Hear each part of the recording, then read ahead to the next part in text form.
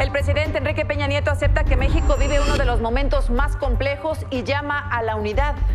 En Guerrero matan a 5 policías municipales y 2 empleados de Bansefi en asalto a camioneta de Prospera para robar casi $1 millón. Autoridades buscan a los sucesores de Felipe de Jesús Pérez, alias El Ojos, líder del cártel de Tláhuac, abatido el jueves pasado por la Marina. El exgobernador de Chihuahua, César Duarte, promueve un amparo contra la orden de aprehensión por peculado electoral. Y en otro capítulo de la tragedia migrante, hoy mueren 4 indocumentados al intentar cruzar el río Bravo.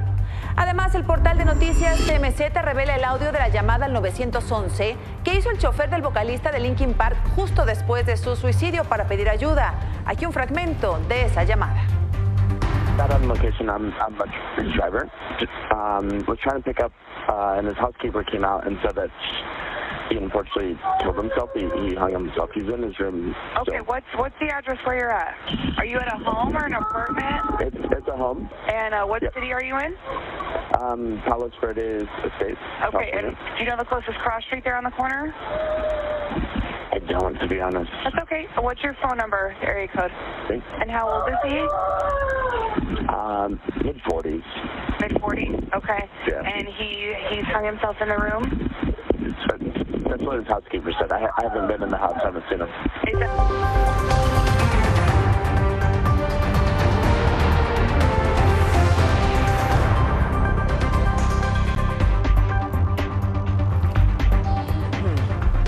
¿Qué tal? Soy Azucena Oresti y como siempre doy la bienvenida a Milenio Noticias de la Noche. Hoy el presidente Enrique Peña Nieto aseguró que México vive uno de los momentos más complejos, por lo que opinó es necesaria la unidad. En Baja California Sur, al encabezar el evento Familia Infonavit y atestiguar la firma de los convenios grandes empleadores, aseguró que el país proyecta confianza en los inversores extranjeros y eso se debe mantener. Nos tocó una época de grandes desafíos, de momentos convulsos y volátiles.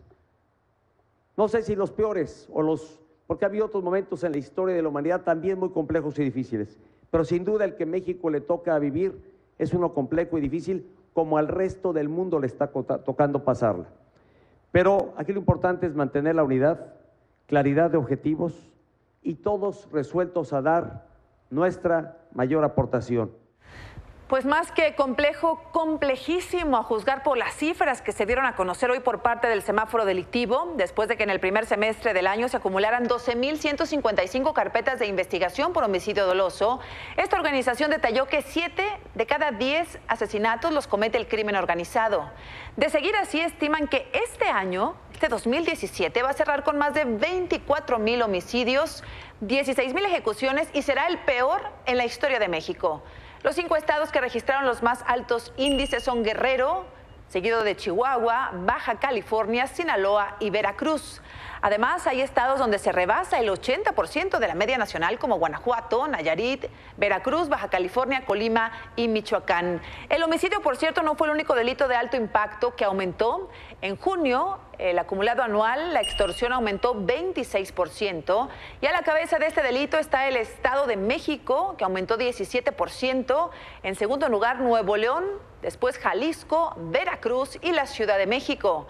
El secuestro subió 14%. Las entidades más afectadas por este delito son Veracruz, el Estado de México, Tamaulipas, Tabasco y Guerrero.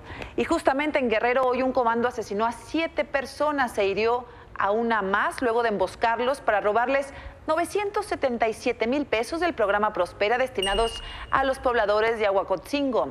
Los agentes pasaron por los empleados bancarios a Chilapa y cerca de las 9 de la mañana, cuando iban todos a bordo de una camioneta en la comunidad Rincón de Cozoapan, fueron atacados. En el lugar, los efectivos fallecieron, los 2 empleados fueron tomados como rehenes y sus cuerpos encontrados más tarde. Solo una mujer sobrevivió, le dieron un disparo en la cabeza, ella tuvo oportunidad de avisar lo sucedido, un disparo en el brazo, corrijo, y ella tuvo la oportunidad de avisar lo sucedido. Cabe señalar que apenas el 1 de junio otra camioneta de Prospera había sido asaltada en el municipio de Cualac. Ahí se robaron 3 millones de pesos y mataron a 3 policías. Las autoridades, como siempre dicen en estos casos, aseguran que ya investigan lo ocurrido. Informo que se recibió el reporte de los hechos, por lo que inmediatamente se trasladaron elementos del Ejército Mexicano, de la Policía Estatal, así como de la Fiscalía General del Estado, quienes también implementaron un operativo para ubicar y detener a los responsables. Agentes del Ministerio Público de la Fiscalía General del Estado integraron una carpeta de investigación contra quienes resulten responsables e iniciaron los dictámenes de ley. Bueno, pero lo ocurrido en Guerrero, decíamos, no es nuevo, no es lo único. En lo que va del 2017, el programa Prospera ya suma pérdidas por 6.360.000 pesos por asaltos en comunidades de otros 3 estados.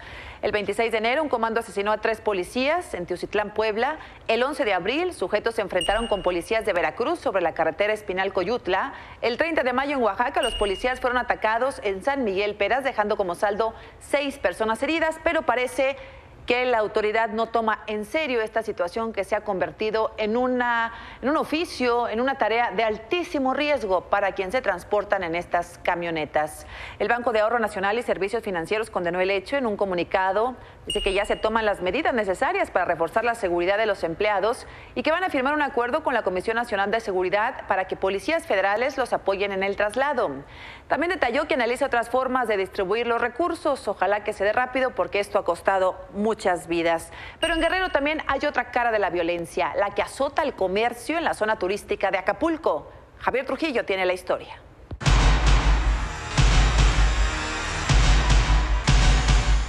La inseguridad, la violencia y en algunas zonas el cobro de cuota o las extorsiones han provocado desde hace varios meses el cierre de negocios, así como el abandono de edificios sobre la principal franja costera del puerto. Antes, la inseguridad estaba concentrada en su mayoría en el primer cuadro de la ciudad.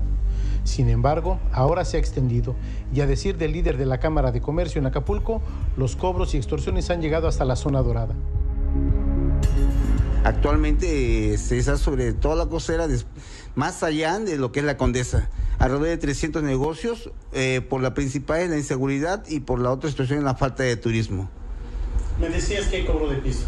Sí, hay cobro de piso, cotas, todo eso es una situación que se vive a diario. A la desgracia en que ha caído el comercio formal y los empresarios porteños por la incesante inseguridad, ahora se suma la afectación por el socavón en el Paso Express, que provocó una contracción. Ante la crisis, el sector empresarial y comercial han entrado en un verdadero dilema: pagar cuota al crimen organizado o pagar su incorporación a la Cámara Nacional de Comercio. Pues derivado de esta situación, más de 300 negocios han cerrado sus puertas. Tenemos un censo que estamos realizando a través de la Dirección de Mercados, aproximadamente de 300 a 320 locales que actualmente se encuentran cerrados. Se puede alucir a diferentes motivos, ¿no? Algunos motivos son por cuestiones de salud, adeudo económico, también decir, ¿por qué no?, algunas cuestiones de inseguridad, algunas las cuestiones de los mercados ya no son propiamente las apropiadas para estar en condiciones de actividad comercial. Milenio recorrió la costera Miguel Alemán, así como algunos mercados del puerto. En el primer caso, sin problema alguno. En el caso de los mercados, se impidió realizar imágenes al interior. Para los porteños, principalmente trabajadores hoteleros, restauranteros y prestadores de servicios turísticos, es evidente que hay una contracción en la actividad, producto del socavón. Aunque se trata de minimizar el impacto, es evidente la baja turística en el puerto. Con imágenes e información de Javier Trujillo, para Milenio Noticias. Esa es la voz de los afectados, la verdadera voz de los afectados, porque si les preguntamos a las autoridades que les corresponde evitar esta situación, pues van a decir que todo va mejorando. Y después de que ayer fue sepultado el líder del cártel de Tláhuac, Felipe de Jesús Pérez, alias El Ojos, hoy la Secretaría de Seguridad Pública continuó con el operativo de seguridad en la zona, instaló un retén frente al Panteón Civil de San Lorenzo Tezonco, donde fue sepultado el delincuente. Durante las acciones de vigilancia, 4 personas que viajaban en un auto color rojo, Dodge Challenger, fueron detenidas tras ignorar el alto de la policía. Llevaban 239.500 pesos en moneda nacional y dólares. En entrevista con MBS, el jefe de gobierno capitalino, Miguel Ángel Mancera, informó que el Ojos pagaba hasta 2,000 pesos semanales a los mototaxistas que fungían como sus halcones. Pero como sucede siempre, los liderazgos son sustituidos muchas veces con más violencia de por medio. La Procuraduría de Justicia de la Ciudad de México ya busca a los posibles sucesores de El Ojos. Carlos Jiménez, reportero de La Razón, hizo un trabajo especial respecto a quienes podrían ser los posibles sucesores de este criminal, y le agradezco a Carlos que nos tome la comunicación. Buenas noches, Carlos Jiménez. Hola, ¿qué tal, Azucena? Te saludo con un gusto, al igual que el auditorio. Sí, es una investigación que realizó la Procuraduría de Justicia de la Ciudad de México desde que comenzó a indagar a este sujeto apodado El Ojos. En esta indagatoria hizo todo un árbol criminal sobre quiénes eran sus cómplices, quiénes eran las personas que trabajaban como sicarios y como sus personas de confianza, y precisamente tiene ubicado al menos a 3 exreos, a una mujer y a un sujeto que era su jefe de sicarios, y a él es a quien señalan actualmente como el posible sucesor de este hombre apodado El Ojos. El sujeto es un hombre al que apodan El Cholo, su nombre es José Eduardo Zamora Jaimes. Las autoridades saben que estuvo preso algún tiempo, que salió de prisión y que tras salir de la prisión se unió precisamente con este sujeto apodado El Ojos. Los otros 3 son exreos que estuvieron acusados de extorsión y de secuestro en el 2014 y que tras salir de prisión se unieron precisamente a este grupo delictivo. Azucena, el día de hoy en nuestra portada damos a conocer las fotografías de las personas que los buscan, que son buscadas ya por las autoridades, y sobre quienes incluso pesan algunas órdenes de aprehensión por el delito de homicidio. Azucena. Estamos viendo estas imágenes justamente, Carlos. Todos los que están en esta estructura delictiva estuvieron ya en prisión y fueron puestos en libertad. Sí, es gente que ya estuvo en prisión, algunos acusados de secuestro, como te comentaba, otros por extorsión.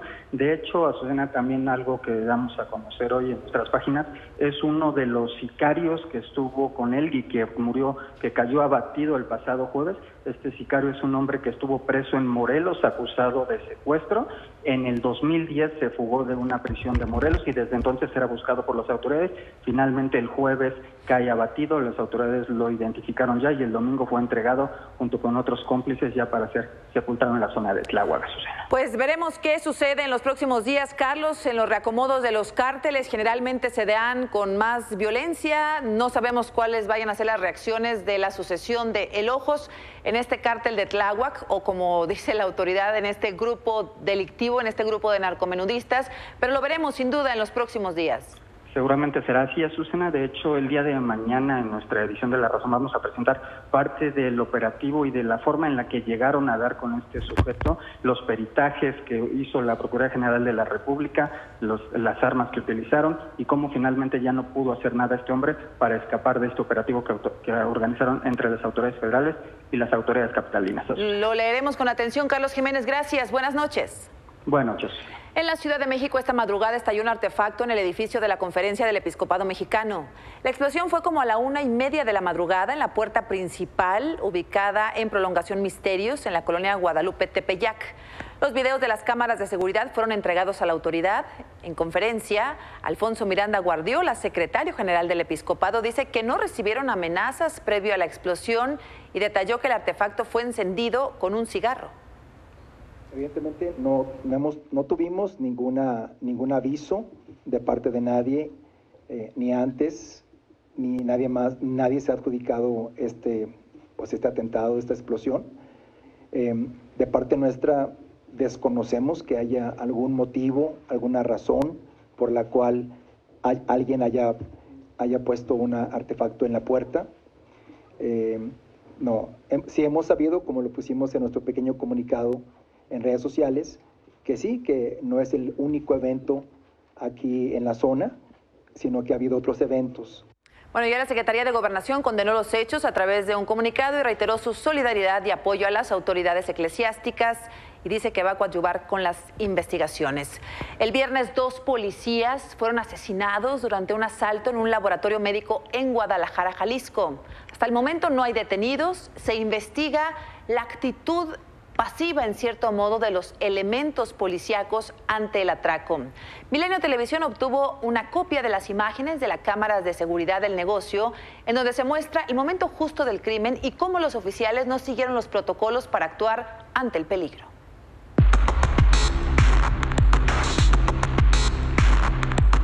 Son casi las 3 de la tarde. Dos sujetos, uno de sudadera roja y otro de playera azul, ambos con gorras, ingresan al laboratorio médico al mismo tiempo. Minutos después, una mujer ingresa al laboratorio sola. De inmediato, la mujer sale casi corriendo del lugar. En ese momento, pasa una patrulla de la policía de Guadalajara. La mujer los aborda y los alerta del asalto. Los uniformados, en lugar de atender el reporte ciudadano, se marchan del lugar. Transcurren casi 2 minutos para que los policías regresen y caminan lentamente hacia el laboratorio de forma relajada y sin armas. En la siguiente imagen de la cámara de seguridad se ve a un cliente agazapado contra un vidrio. Uno de los delincuentes advierte la presencia de la policía y camina hacia la salida con la pistola escondida. Cuando pasa cerca de los policías, levanta el arma y les dispara a ambos. El criminal se echa a correr. De hecho, se ve cómo sale disparado del lugar. Mientras, en el laboratorio, la gente trata de auxiliar a los uniformados, quienes finalmente murieron. Milenio Noticias. Y en otro capítulo de terror de la historia de los migrantes, esta mañana fueron encontrados los cadáveres de 4 indocumentados centroamericanos en el río Bravo. Todos intentaban cruzar la frontera con Estados Unidos y terminaron ahogados. Las autoridades fronterizas señalaron que montarán un operativo para localizar más cuerpos, pues se trataba de un grupo de 11 migrantes que intentaban pasar el río. Agentes del Paso, Texas y de Ciudad Juárez aseguraron a 2 menores guatemaltecos que fueron puestos bajo custodia del DIF. Ya van 4 las personas fallecidas, 3 de ellos aquí en el río y una de las señoras por unas lesiones que sufrió en el hospital. Sabemos nada más que el jovencito que falleció y la señora que falleció en el hospital por las lesiones son de origen guatemalteco. Bueno, y en el caso que estremeció también ayer, el caso de la tragedia a bordo del camión de la muerte, como se le ha llamado, donde murieron 10 inmigrantes y más de 20 resultaron heridos y lesionados por sofocación y asfixia. Hoy las autoridades estadounidenses dieron a conocer que el chofer de la unidad, James Bradley, le había suspendido la licencia de manejo desde hace 3 meses en Florida, debido a que no entregó su tarjeta de datos médicos actualizada. Esto se agrega al expediente en su contra por la muerte de estas personas. Hoy se dieron a conocer algunos detalles adicionales sobre identidades, origen de los migrantes fallecidos y los afectados. Anuar Revuelta, reportero de Univisión, le agradezco que nos tome nuevamente la llamada. Anuar, buenas noches. Gracias, Azucena. Buenas noches. Continúa el drama aquí en la ciudad de San Antonio, sobre todo porque la información sigue fluyendo a cuentagotas en lo que tiene que ver con las identidades de los sobrevivientes y de las personas fallecidas.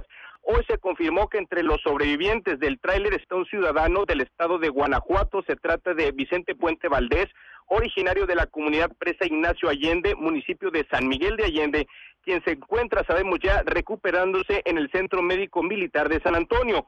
Por su parte, la Secretaría de Relaciones Exteriores informó esta tarde mediante un comunicado que sigue trabajando en tratar de identificar a los 25 mexicanos que viajaban entre los 39 inmigrantes que fueron rescatados y que no van a revelar ningún nombre mientras no tengan plena certeza de las identidades. Dijeron que será hasta mañana cuando se dé otra actualización. Escuchemos parte de lo que mencionó la cónsul general de México en San Antonio, Reina Torres.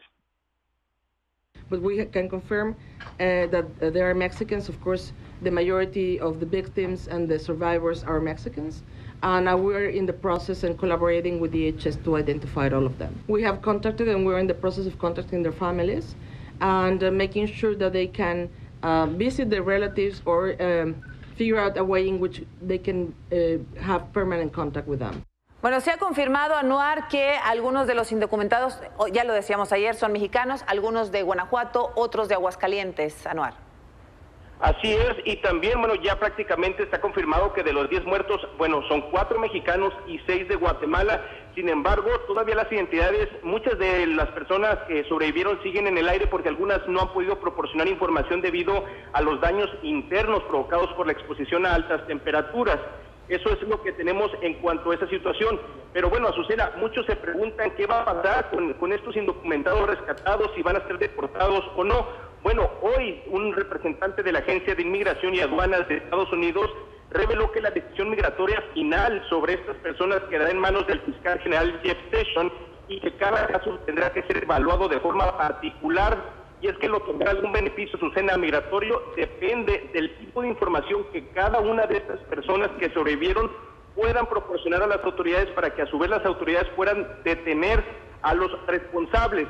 Debo decirte que mientras el gobierno toma una decisión sobre qué va a pasar con todas estas personas una vez que se recuperen, que empiecen los interrogatorios, ya están listas organizaciones en defensa de los migrantes, organizaciones de abogados como Raíces, están preparando una estrategia legal para representar a las víctimas y ayudarles a tramitar visas como la U, por ejemplo, que se otorga a víctimas de maltrato físico y psicológico, y que en estos casos pues la mayoría de los sobrevivientes, si no es que todos, cumplen con este requisito y podrían beneficiarse por ese tipo de visa, así como sus familiares en sus países de origen. En cuanto al chofer, ya lo decías, bueno, se le fue suspendida su licencia hace 3 meses, y hace unos momentos se nos acaban de informar que la audiencia que estaba programada para este jueves, para James Bradley, se tendrá que posponer porque la rechazó. Y es que en esta audiencia se le iba a dar el beneficio de poder pagar una fianza y salir en libertad, poder seguir en el juicio en libertad. Sin embargo, por alguna razón desconocida, el chofer dijo: no me interesa, no quiero estar el jueves en esta audiencia. Entonces se canceló, rechaza su beneficio de enfrentar una fianza para poder quedar en libertad, y esto queda hasta nuevo aviso, Azucena. Pues estaremos pendientes a lo que nos indiques, Anuar. Gracias por actualizarnos tu información, la información. Buenas noches. Buenas noches, Azucena. Gracias, buenas noches. En otro asunto, el gobernador de Morelos, Graco Ramírez, y el alcalde de Cuernavaca, Cuauhtémoc Blanco, olvidaron sus diferencias para crear un frente común contra la Secretaría de Comunicaciones y Transportes en el caso del socavón del Paso Express. Exigieron a la dependencia que se haga responsable de la tubería que provocó el hundimiento. Esto luego de que la Secretaría había dicho que el mantenimiento de la tubería colapsada era responsabilidad de las autoridades locales. Por cierto, para tratar el tema, hoy el gobernador se reunió con autoridades federales, aunque sin la presencia del nuevo delegado de Comunicaciones y Transportes de Morelos, Héctor Castañeda, quien se disculpó por no poder asistir. Seguramente tenía algo mucho más importante que atender. Sobre esto, la Secretaría de Comunicaciones y Transportes anunció hace algunas horas que va a construir un nuevo viaducto en la zona afectada para garantizar la seguridad de la población y el buen funcionamiento del tramo. Esta obra se realizará, dice, en un periodo aproximado de 10 semanas, tendrá 48 metros de longitud, una sección transversal de 36 metros y 3 claros. El costo será cubierto por el consorcio constructor del Paso Express, EPCOR y Aldesa. El gobierno de Canadá está listo para salirse del Tratado de Libre Comercio si la administración estadounidense insiste en eliminar el capítulo 19 de revisión y solución de controversias en la renegociación que inicia en agosto. Recordemos que este artículo permite resolver disputas comerciales con paneles binacionales independientes, y lo que el gobierno de Trump quiere es que este tipo de desacuerdos se resuelvan en tribunales nacionales, un proceso más largo y costoso. Al respecto, la semana pasada en este espacio, el secretario de Economía, Ildefonso Guajardo, calificó de lista de deseos la inclusión de este tema en la renegociación y destacó que tampoco comparten el cambiar o eliminar este capítulo. Hoy el dólar volvió a tener una escalada marginal al ubicarse en las ventanillas de algunos bancos en 18 pesos con 14 centavos. A nivel interbancario se colocó en 17 con 77 centavos, todavía por debajo de los 18 pesos. Y afortunadamente en este país hay buenas noticias. El 16 de julio pasado, el niño Gustavo Antonio García Salazar, de tan solo 6 años de edad, ganó el Campeonato Internacional de Cálculo Aritmético Mental que se llevó a cabo en Malasia. No tuvo ningún error. Un niño genio, le han llamado, a quien le agradezco que nos reciba esta noche en su estado natal, en Tamaulipas. ¿Cómo estás, Gustavo? Buenas noches. Pues... ¿Estás bien? Sí. Oye, Gustavo, ¿te sientes contento de haber ganado este Campeonato Internacional de Cálculo? Claro que sí. ¿Es cierto que no tuviste ningún error, ni uno solo? Ni uno. Ni uno solo. ¿Y competiste con niños de otros países? De muchos países. de muchos países y tú resultaste el ganador. ¿Cuántas operaciones más o menos les pusieron en este campeonato, Gustavo?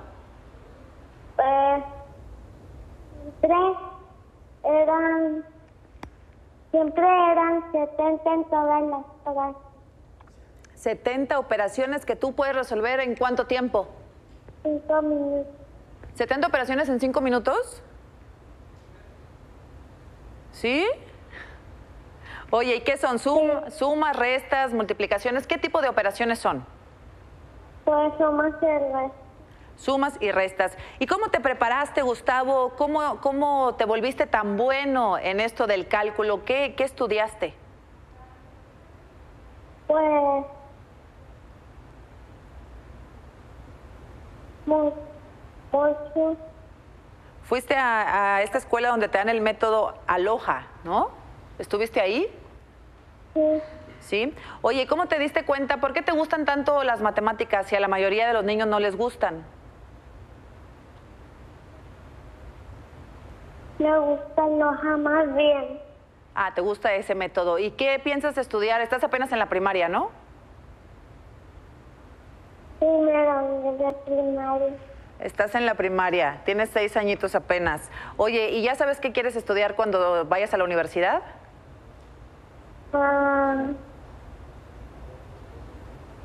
Científico y constructor. ¿Todavía no sabes? Todavía no sé.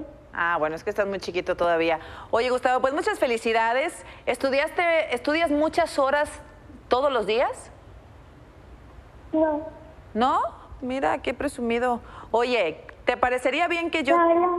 5 minutos diarios.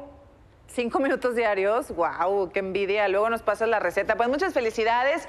Tu historia ha dado la vuelta en todo México. Estamos muy orgullosos de ti. Tú eres de Tamaulipas.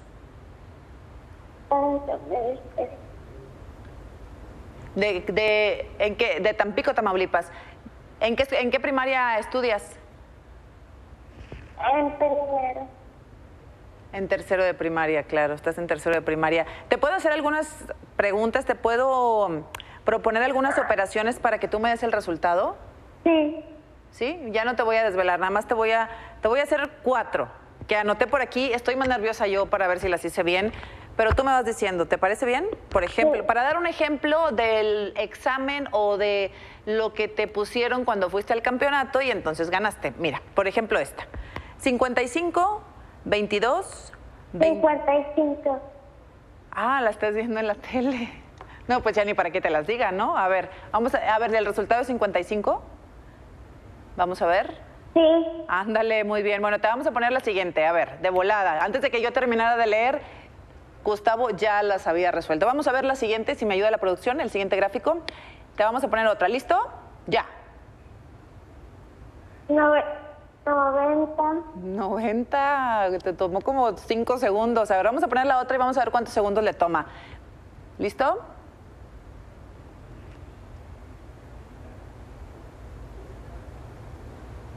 $70. 7 segundos. ¿Quién más lo pudo resolver así de rápido? Y una última ya que se me hace que es bien fácil. A ver, vamos a ver la última. Ahí va. ¿Listo? Ya. Sí.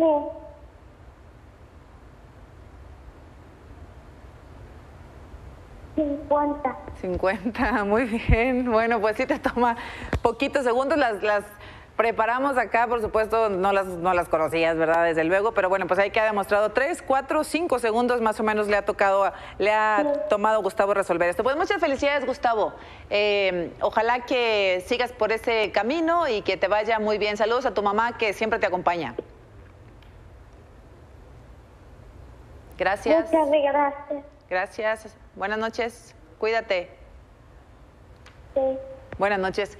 Es Gustavo, el llamado ya niño genio de Tamaulipas. Y antes de irnos al corte, información importante del Servicio Meteorológico Nacional que prevé precipitaciones en por lo menos 22 estados del país. Ahí vemos tormentas intensas, Guerrero y Oaxaca, muy fuertes Sonora, Sinaloa, Chihuahua, Durango, Nayarit, Jalisco, Colima, Michoacán, el Estado de México, Morelos, Puebla, Veracruz y Chiapas. Y tormentas fuertes, San Luis Potosí, Guanajuato, Querétaro, Hidalgo, Tlaxcala, Ciudad de México y Tabasco. Este es el reporte para las próximas horas. así que extreme precauciones. Al regresar del corte, la defensa del exgobernador de Chihuahua, César Duarte, promueve un amparo contra orden de aprehensión por delitos electorales. Además, le contaremos la historia de cómo el cártel de Jalisco Nueva Generación obliga a sus integrantes a cometer canibalismo. El fiscal de Tabasco nos contará esta terrible historia.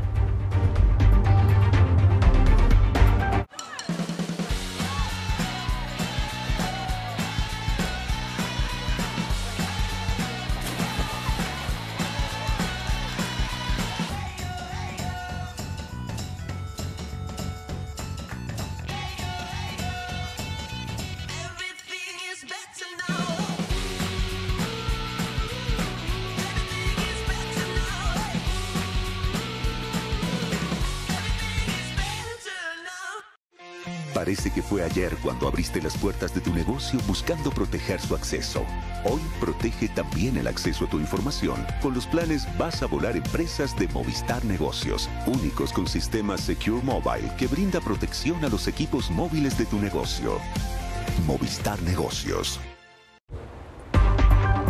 Continuamos en Milenio Noticias de la Noche. En Acajuca, Tabasco, el mes pasado fueron capturados 12 presuntos integrantes del cártel Jalisco Nueva Generación que atacaron a un convoy de militares en el rancho Tierra Amarilla. Entre los detenidos había 2 menores de edad que declararon haber comido parte del cuerpo de sus víctimas. Dijeron no estar arrepentidos ya que se trata de un rito de iniciación del cártel.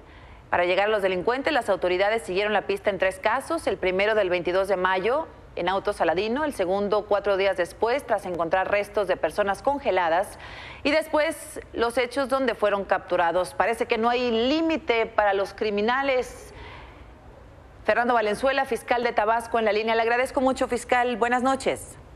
Azucena, muy buenas noches. A tus órdenes. Pues una historia indescriptible, macabra, esta que han descubierto gracias a sus investigaciones en Tabasco, fiscal. Sin lugar a dudas que es algo sumamente preocupante el grado de la composición del tejido social que se está viviendo en el país, y Tabasco, pues desafortunadamente no escapó a ello. En esta ocasión, como bien lo comentaste, se trató de la detención de toda una célula que formaba parte de una organización delictiva, y de las cuales 2 jóvenes menores de edad que fueron originalmente reclutados para, según refieren ellos, para cometer delitos de robos, sobre todo robo a casa habitación, finalmente fueron obligados para lo que le llamaban un procedimiento de iniciación. Estos jóvenes eran originarios del estado de Chiapas, y como bien lo comentaste, la detención deriva de un trabajo de investigación y de inteligencia con motivo de un evento muy trágico que ocurrió en un lote de autos en Villahermosa, en donde fueron decapitados 3 de los 6 de las 6 personas que perdieron la vida ese día. Fiscal, fíjese que esto, bueno, lo dieron a conocer hace algunos días. Habíamos dudado en exponer esta historia al aire, pero el hecho de que los 2 muchachos sean menores de edad habla además de una enorme agresión a nuestra niñez, a nuestros jóvenes, por parte de estos grupos criminales que no tienen piedad, fiscal. Por eso decidimos platicar con usted esta noche. Sí, Azucena, y también pues es una alerta importante a todos los padres de familia, que estemos muy atentos del entorno de nuestros hijos, muy atentos dónde andan nuestros hijos. Sin lugar a dudas que la descomposición del tejido social tiene muchos factores, pero el más importante debe estar en la casa. Por muchos problemas que haya en el hogar, claro, no podamos perder de vista en dónde, con quién andan nuestros hijos. Se trataban 2 jóvenes, se decía menores de edad, originarios de Chiapas, que habían llegado a Villahermosa y que pues estaban totalmente distantes de sus hogares. Inclusive sus padres ignoraban dónde andaban. ¿De qué edad son los muchachos, fiscal? 15 y 16 años de edad. Qué barbaridad, 15 y 16 años de edad. ¿Está comprobado que consumieron carne humana o es solo su testimonio o sí se puede comprobar, sí lo tienen comprobado? Difícilmente, es difícil comprobarlo, Azucena. Lo dijeron ellos con mucha firmeza desde el momento en que fueron asegurados. Bueno, ellos jugaban un doble papel, eran víctimas en un momento por la manera en que fueron tratados, pero también participaron desafortunadamente en hechos ilícitos. ¿Es una nueva práctica criminal la antropofagia, fiscal, o tienen algunos otros antecedentes? No, nunca habíamos tenido nosotros esta experiencia. Nos refieren que es un proceso que se emplea en algunas ocasiones, que es algo recurrible en Guatemala. Uno de los detenidos en ese momento tuvo una formación de CAIDIL y que esto le llaman despersonalización, de tal manera que pueden cometer el día de mañana atrocidades sin necesidad de ingerir alcohol o tener influjos de droga alguna. Fíjese qué concepto, despersonalización. Lo dice todo, fiscal. Estos muchachos van a ser juzgados como víctimas, como criminales. ¿Cuál es el proceso que se les sigue? Ellos están vinculados a procesos. Azucena, está corriendo el término ahorita para agotar la investigación dentro de la etapa intermedia. A diferencia de los otros 10 que son los mayores, en esta que fueron por asociación delictuosa y homicidio calificado, en este caso ellos fueron vinculados por homicidio calificado también. Bien, pues estaremos atentos. Quisimos sacar este caso que es muy impactante, pero está sucediendo. El hecho de negarlo no quiere decir que no suceda. Ustedes hicieron la investigación, dieron con esta situación y el mensaje es qué está pasando con los niños y con los jóvenes en México que están siendo reclutados pues de manera fácil y convencidos de cometer estos actos por los grupos criminales como el Cártel Jalisco Nueva Generación en Tabasco. Fiscal, le agradezco mucho la comunicación. Azucena, a tus órdenes, que tenga muy buena noche y gracias por la oportunidad. Gracias, buenas noches. La defensa del exgobernador de Chihuahua, César Duarte, encabezada por el abogado Ricardo Antonio Sánchez Reyes Retana, promovió un amparo el pasado 21 de julio ante el juez 10º de distrito en el Estado de México contra la orden de aprehensión solicitada por la Fiscalía Especializada para la Atención de Delitos Electorales, según informaron fuentes judiciales. La orden de aprehensión fue concedida el pasado 30 de junio por una investigación en contra del exgobernador por la retención de dinero a 700 empleados del Estado por 79 millones de pesos por presuntamente enviarlos al PRI durante su sexenio. El juez federal deberá de decidir en los próximos días si concede o no la protección constitucional, esto es, si declara o no legal la orden de captura en contra del exgobernador. La PGR identificó más países donde se presume se desvió el dinero del erario durante la gestión del otro Duarte, Javier, el de Veracruz. En entrevista con Milenio, el subprocurador especializado en investigación de delincuencia organizada, Alonso Israel Lira, dijo que buscan recuperar el dinero en el extranjero. La Unidad de Inteligencia Financiera de la Secretaría de Hacienda busca el dinero en Alemania, Canadá, Colombia, Costa Rica, Cuba, España, Estados Unidos, Francia, Guatemala, Hong Kong, Inglaterra, Italia, Panamá y Suiza. Finalmente destacó que la investigación contra Duarte es sólida pese a la declaración que pueda dar Moisés Mansur, uno de sus principales prestanombres. Es una investigación bastante robusta, no dependemos de una sola persona, pero aporte o no su entrevista o su declaración, tenemos un caso muy sólido. Pero desde luego se está investigando hacia dónde va el dinero y se está buscando recuperar cada uno de esos recursos identificados. Hay salida de dinero hacia varios países que tenemos identificado, incluso los Estados Unidos o en Europa. Bueno, mientras Javier Duarte sigue recluido, sabemos, en el reclusorio norte en la Ciudad de México, y se dan algunos detalles sobre cómo es la celda donde se encuentra el exgobernador de Veracruz.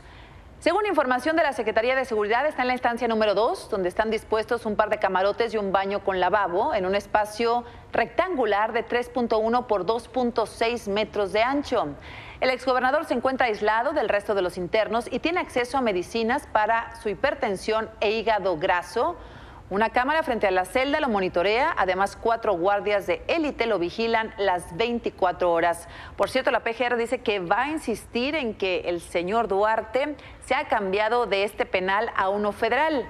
Hasta el momento no se ha realizado la solicitud ni se ha mencionado a cuál podría ir. De acuerdo con Pedro Guevara, director de control de procesos, se está recabando información para hacer el trámite en los próximos días.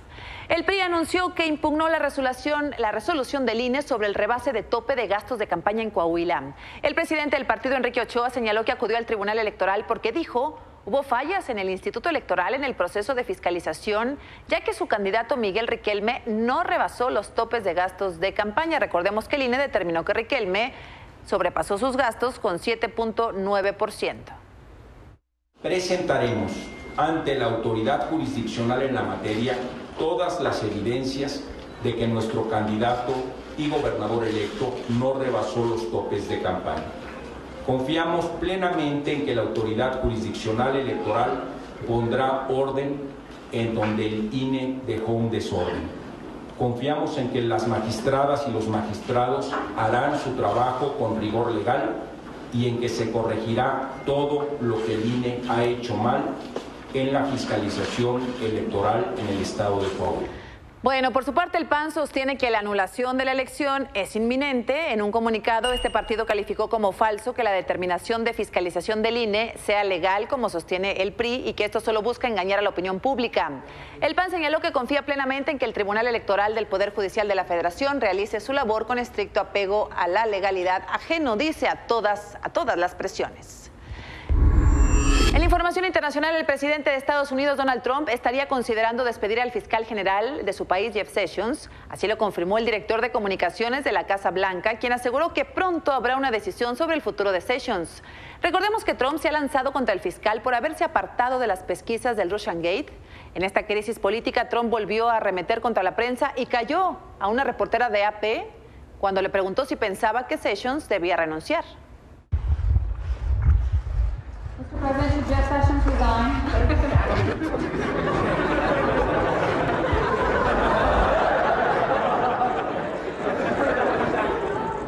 Do you have a message on healthcare?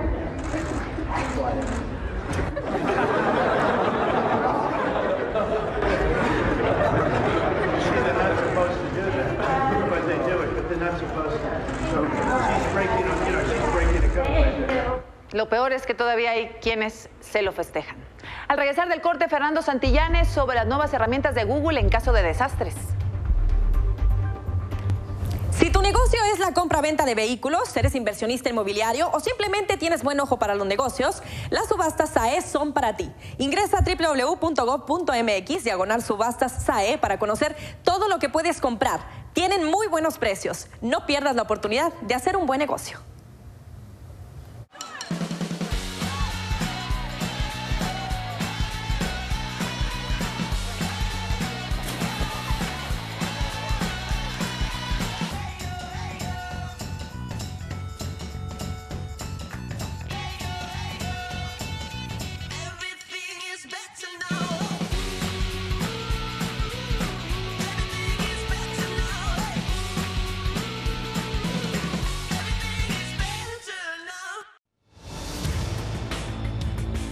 Finanzas personales con Regina Reyes Heroles en Milenio Noticias, jueves 19 horas.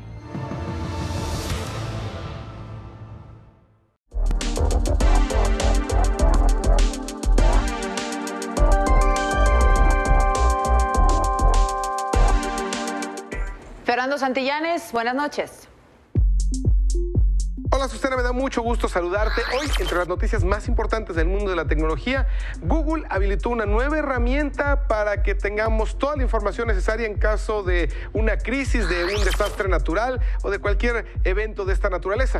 De esta forma, Google SOS es una cantidad de materiales, de información curada por personas en Google, no es que sea totalmente automática, que en caso, por ejemplo, de un huracán, de una inundación o incluso de un atentado terrorista, dará información de entrada cuando estés en google.com. En cuanto accedas, te va a dar información detallada de dónde está sucediendo, teléfonos de emergencia de autoridades, información de sitios confiables de noticias para que estés informado y también cuáles son las recomendaciones para que te mantengas seguro. Google SOS se activará de manera manual. Cada uno de los eventos será escogido por personal de Google, no será automático, y empezaremos a ver cuáles son estos eventos en los cuales se active Google SOS, tal vez en México, ahora que llega esta temporada de huracanes y lluvias.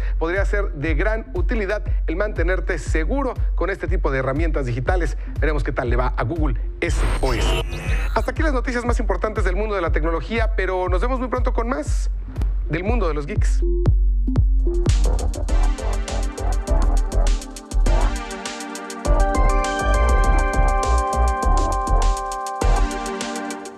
Gracias, Fer. Se queda ahora con Carlos Marín y el asalto a la razón. Así la historia de este martes 25 de julio. Gracias por su atención. Buenas noches y hasta mañana.